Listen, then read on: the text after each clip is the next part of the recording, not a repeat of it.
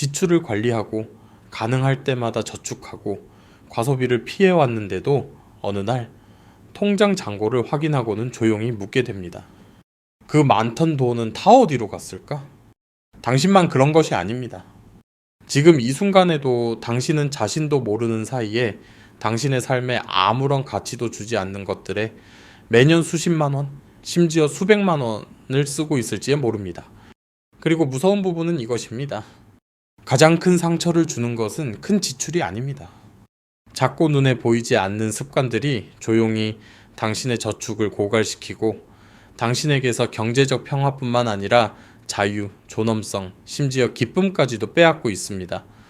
이 영상에서는 노년의 돈 낭비를 멈춰야 할 5가지를 공개합니다. 일단 듣고 나면 당신의 일상적인 선택을 이전과 같은 방식으로 보지 못할 수도 있습니다. 그러니 중요하지 않은 것에 돈을 낭비하는 것을 멈추고 마침내 목적을 가지고 돈을 쓰기 시작할 준비가 되었다면 저와 함께 해주세요. 당신이 곧 배우게 될 내용은 당신의 지갑과 미래가 기다려온 경종이 될 수 있기 때문입니다. 첫째, 최신 기술로 업그레이드하기. 당신은 그 매끈한 새 스마트폰을 들고 있습니다. 아름답고 강력하지만 완전히 혼란스럽습니다. 화면을 넘기려 하지만 익숙한 방식대로 반응하지 않습니다. 설정은 다르게 보이고 알림이 갑자기 튀어나옵니다. 흥미로워야 할 것이 순식간에 스트레스가 됩니다. 당신만 그런 것이 아닙니다. 2023년 한 연구에 따르면 65세 이상 성인의 60% 이상이 새로운 기술 사용법을 배울 때 불안감을 느낀다고 합니다. 그럼에도 불구하고 우리는 매번 새로운 제품이 나올 때마다 업그레이드 해야 한다고, 그렇지 않으면 뒤처질 위험이 있다고 끊임없이 듣습니다. 하지만 진실은 이것입니다. 지금 쓰는 스마트폰이 잘 작동하는데 왜 교체해야 할까요? 기술 산업은 두려움, 즉 뒤처지는 것에 대한 두려움, 시대에 뒤떨어지는 것에 대한 두려움을 먹고 삽니다. 하지만 스스로에게 물어보세요.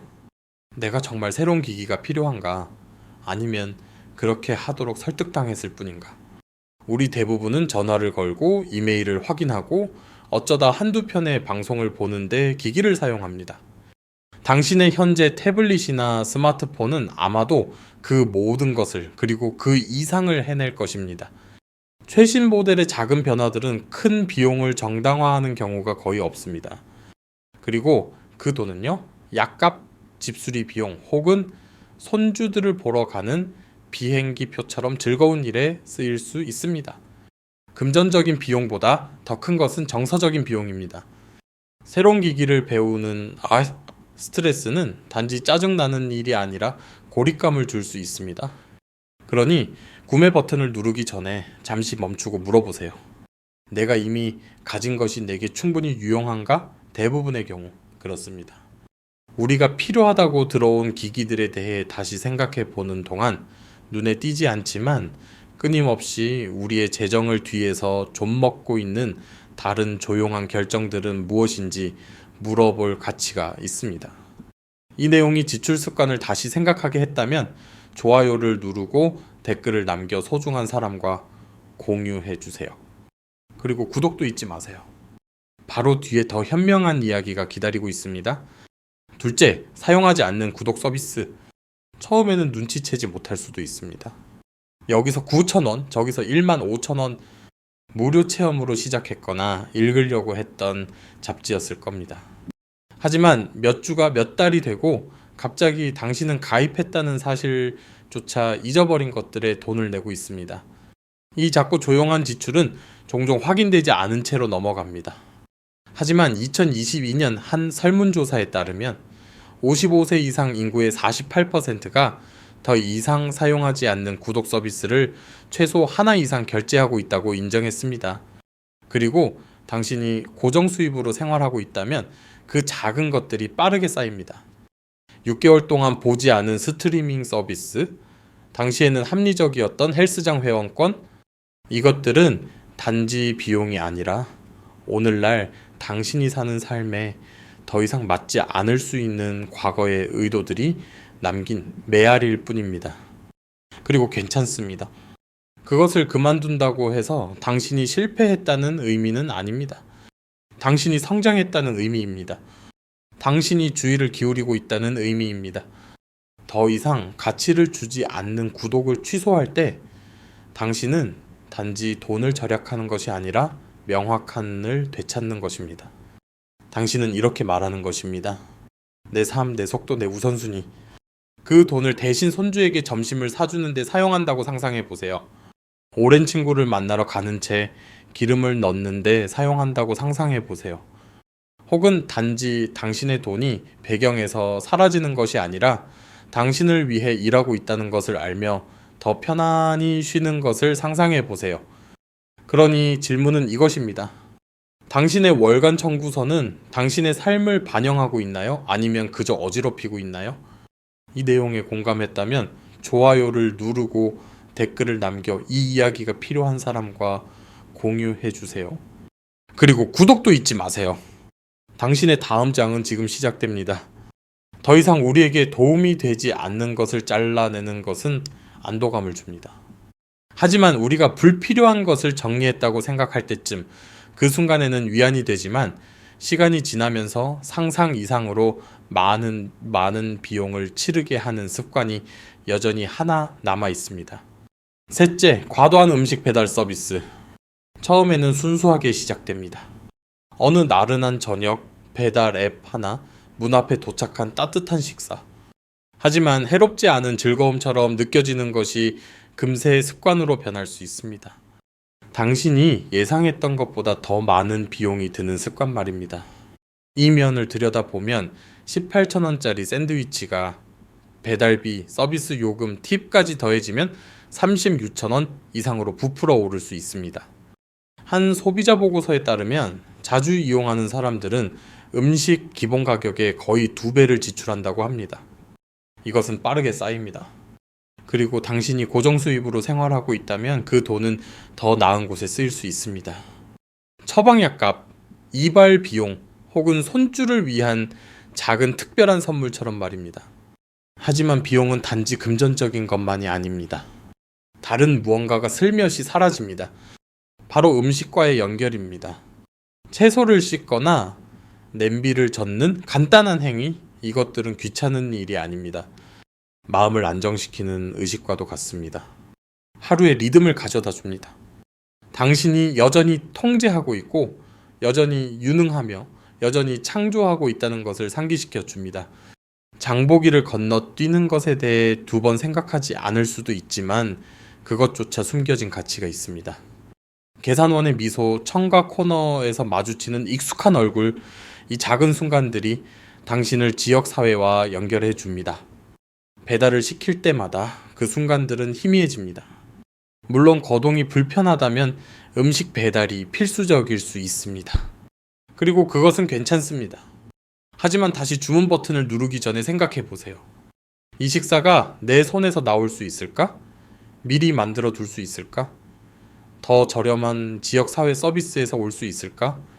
이 내용이 도움이 되었다면 댓글을 남기거나 좋아요를 누르거나 공유해 주세요. 그리고 진정으로 중요한 것을 위한 공간을 계속 만들어가는 저희와 함께 해주세요. 우리는 시간을 절약하고 일상의 부담을 덜기 위해 돈을 씁니다. 하지만 때로는 편안함을 추구하는 과정에서 영수증 이상의 것을 쌓게 됩니다. 그리고 우리를 돕기 위해 산 것이 바로 우리를 방해하는 것일지도 모릅니다. 넷째, 사용하지 않는 운동기구. 당신은 좋은 의도로 그것을 샀습니다. 아마 레어닝 머신이었을 겁니다. 아니면 반짝이는 새 실내 자전거 있을지도 모릅니다. 약속은 분명했습니다. 이번에는 꼭 할 거야. 하지만 이제 몇 달이 지난 지금 그것은 먼지를 뒤집어 쓰고 있습니다.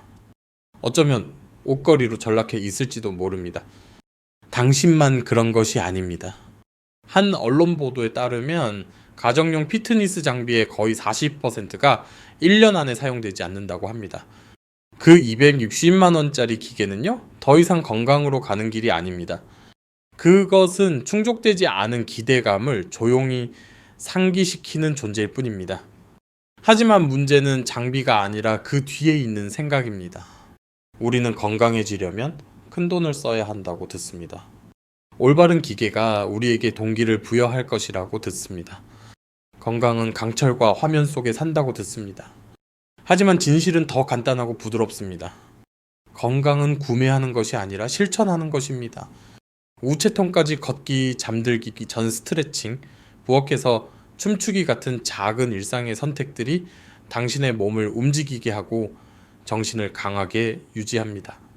이것들은 돈 한 푼 들지 않지만 당신의 하루를 바꿀 수 있습니다. 이를 더욱 강력하게 만들려면 다른 사람들과 함께 움직이세요. 걷기 모임에 참여하세요. 동네 댄스 교실에 가보세요. 이것들은 단지 운동이 아니라 웃음, 연결, 그리고 기쁨으로 가는 생명줄입니다. 그리고 당신이 전혀 사용하지 않는 기계를 쳐다보고 있다면 부끄러워하지 마세요. 용도를 변경하거나 팔거나 기부하세요. 아니면 더 작은 목표를 가지고 부드럽게 한 번 더 시도해 보세요. 결국 활력은 기계에서 나오는 것이 아니라 의미 있는 움직임에서 나오기 때문입니다. 사용하지 않는다고 해서 항상 중요하지 않다는 의미는 아닙니다. 하지만 성찰을 요구합니다. 그리고 우리가 좋은 의도로 우리 삶에 들여온 것들을 냉정하게 바라볼 때 성장으로 위장했지만 더 자세히 들여다볼 필요가 있는 마지막 지출 범주가 하나 있습니다. 이 내용에 공감했다면 좋아요를 누르고 댓글을 남겨 한 번에 한 걸음씩 앞으로 나아갈 준비가 된 사람과 공유해 주세요. 5째, 비싼 자기계발 강좌. 인생의 어느 시점에 이르면 우리는 지위를 갈망하는 것이 아니라 의미를 갈망합니다. 우리가 잘 살아왔고 아직 배울 것이 더 있다는 느낌 말입니다. 바로 그 지점에서 자기 개발 프로그램이 등장합니다. 그들은 변화, 돌파구, 새로운 당신을 약속합니다. 하지만 종종 높은 가격표를 달고 있으며 그에 비해 거의 아무것도 돌려주지 않습니다. 이러한 강좌는 수백만 원, 심지어 수천만 원의 비용이 들 수 있습니다. 그리고 그들은 자신들의 고객을 잘 압니다. 그들은 목적에 대한 당신의 갈망, 성장에 대한 당신의 희망, 유산을 남기고 싶은 당신의 소망에 호소합니다. 하지만 진실은 이것입니다. 그들이 제공하는 많은 교훈들은요, 당신은 이미 그것들을 살아왔습니다. 상실을 통해, 사랑을 통해, 계속 나아가기 위해 필요했던 조용한 힘을 통해 말입니다. 당신의 지혜를 입증하기 위해 번지르르한 학습지는 필요 없습니다. 진정한 성장은 구매하는 것이 아니라 실천하는 것입니다. 그것은 평범한 순간에 일어납니다. 친구들과의 대화 속에서, 당신이 배운 것을 전수하는 과정에서, 아무도 보지 않을 때에도 다른 사람들을 위해 나타나기로 선택하는 것에서 말입니다. 성장하고 싶다면 더 젊은 사람의 멘토가 되어보세요. 자원봉사를 하세요. 독서 모임에 가입하세요. 지역 도서관이나 노인복지관의 무료 자료를 탐색하세요. 이것들은 수천만 원이 들지 않지만 종종 더 많은 것을 제공합니다. 그리고 만약 당신의 돌파구를 사야 한다는 압박감을 느낀다면 잠시 멈추고 물어보세요. 내가 정말로 찾고 있는 것은 무엇인가? 아마도 그것은 이미 당신 안에 있을 것입니다. 이 장이 당신에게 명확함을 주었다면 좋아요를 누르고 댓글을 남겨 다음 단계를 고민하고 있는 사람과 공유해 주세요. 계속 성장합시다. 하지만 우리만의 방식으로요. 계속 함께 해주세요. 다음 부분은 당신이 전에 들어보지 못한 마무리입니다. 마지막 생각, 솔직히 말해봅시다. 경제적 자유는 부자가 되는 것을 의미하지 않습니다. 그것은 충분히 갖는 것을 의미합니다. 평화롭게 살고 자신을 돌보고 진정으로 중요한 것의 예라고 말할 수 있을 만큼 충분히 말입니다. 그리고 인생의 이 단계에서 그 평화는 어떤 사치품보다 더 가치가 있습니다. 인식에서 시작하세요. 당신이 쓰는 모든 돈을 추적하세요. 자신을 부끄럽게 하려는 것이 아니라 자신을 이해하기 위해서입니다. 미국 은퇴자 협회 AARP의 보고에 따르면 지출을 추적하는 노년층은 장기적인 재정 계획을 고수할 가능성이 60% 더 높다고 합니다. 인식이 힘입니다. 다음으로 간단한 월간 예산을 세우세요. 화려할 필요 없습니다. 단지 무엇이 들어오고 무엇이 나가고 당신의 우선순위가 어디에 있는지 명확하게 보여주는 것이면 됩니다. 그것은 제한이 아니라 마음의 평화로 가는 로드맵입니다. 충동적으로 돈을 쓰고 싶을 때 30일 규칙을 시도해 보세요. 잠시 멈추고 기다리고 한 달 후에 그 충동을 다시 살펴보세요. 대부분의 경우 그 꼭 가져야만 했던 것은 아무것도 아닌 것으로 사라집니다. 그런 다음 구독 서비스를 점검하세요. 앞서 다룬었지만 반복할 가치가 있습니다. 잊어버린 것은 취소하세요. 여전히 기쁨이나 가치를 주는 것만 유지하세요. 이제 단순함을 받아들이세요. 산책, 집에서 만든 식사, 공유된 기억, 이것들은 비용이 들지 않지만 모든 것을 줍니다. 나이의 혜택을 잊지 마세요. 경로우대 할인을 자랑스럽게 사용하세요. 그것들은 구호품이 아니라 잘 살아온 삶에 대한 인정입니다. 그리고 만약 당신의 집이 너무 크거나 너무 조용하거나 너무 비싸게 느껴진다면 집을 줄이는 것이 상실이 아니라 자유로 가는 길일 수 있습니다. 무엇보다도 당신의 지혜를 믿으세요. 당신이 살아온 교훈이 당신의 결정을 앞으로 이끌도록 하세요. 당신 인생의 다음 장은 더 많이 갖는 것이 아니라 더 적게 필요로 하고 충만함을 느끼는 것이기 때문입니다. 이 여정이 당신이 잠시 멈추고 성찰하는 데 도움이 되었다면 좋아요를 누르고 댓글을 남겨 이 길을 함께 걷는 사람과 공유해 주세요. 그리고 구독하세요. 당신은 평온하고 명확하며 통제된 삶을 누릴 자격이 있기 때문입니다.